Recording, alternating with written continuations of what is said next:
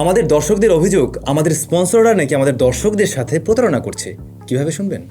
তারা যখন নতুন নতুন টিডাব্লিউএস পাঠায়, মানে আপনি একটা টিডাব্লিউএস অর্ডার করলেন, এবারে আমাদের যারা স্পন্সর রয়েছে সে আপনার কাছে টিডাব্লিউএসটা পাঠালো। টিডাব্লিউএস না, শুধু যে কোনো কিছুই হতে পারে।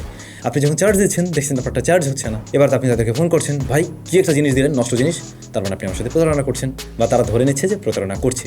এরপরে আমাদের কাছে কমেন্ট আসে, আমাদের কাছে মেসেজ আসে, ভাই আপনার স্পন্সর এই কাজ করছে। পরে শুনলাম ঘটনাটা কি?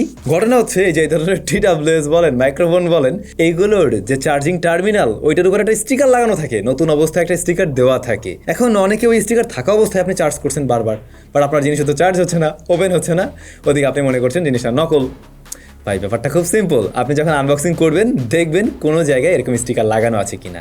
চার্জিং টার্মিনালের উপরে এটা কোম্পানি থেকে স্টিকারটা দেওয়াই থাকে, তো আপনারা এটা তুলে ফেলে দেন চার্জ করবেন।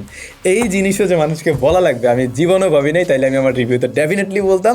বাট আই হোপ আপনি ক্লিয়ার। আপনারা যদি এই ধরনের কোনো টিডাব্লিউএস বলেন বা ওই মাইক্রোফোন বলেন, এই জাতীয় যত জিনিস আছে, আপনি যখন হাতে পাবেন খুলে ওই স্টিকার তুলে ফেলবেন, ওগুলো রাখার কোনো প্রয়োজন নেই, দেন আপনি চার্জ করবেন। তারপরে যদি নষ্ট হয় দেন আপনি ওয়ারেন্টি সার্ভিস তো নেবেনই।